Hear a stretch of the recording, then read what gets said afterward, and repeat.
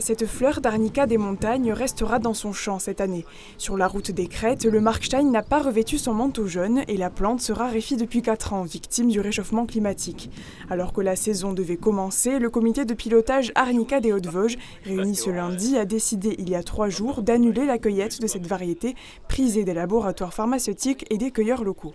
Ça nous impacte nous, paysans arboristes, puisque nous on est agriculteurs, on cueille aussi des fleurs sauvages et si on nous empêche de cueillir nos fleurs sauvages sur notre lieu, en local, c'est vraiment problématique pour nous.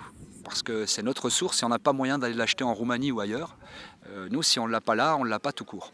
À mon sens, effectivement, il faudrait être plutôt prendre une décision radicale et puis que les personnes qui cherchent de grandes quantités, nous aussi on en fait partie parce que ça va tourner autour de 100 à 500 kilos d'une année sur l'autre, on se retire peut-être du site pour laisser uniquement les petits producteurs venir profiter des quelques kilos qu'ils viennent chercher qui ont un impact relativement réduit sur le site.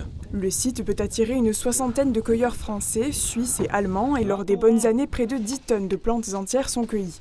Alors que les 3/4 de l'arnica sauvage récoltée en France provient d'ici, difficile de satisfaire tout le monde. Il faut prendre des décisions justes, essayer de ne pas non plus écarter des laboratoires qui constituent aussi des partenaires importants au niveau du tissu économique de la région. Mais après de dire on réserve une cueillette à juste des professionnels pour telle ou telle raison, c'est un peu discriminant. Il faut que ce soit assumé, validé et discuté. Petits producteurs ou groupe Véleda, tous deux s'orientent vers la culture d'arnica.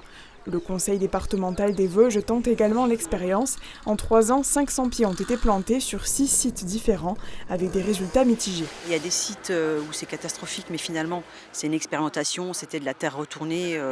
On s'en doutait, mais bon, tant qu'on ne teste pas, on ne le sait pas.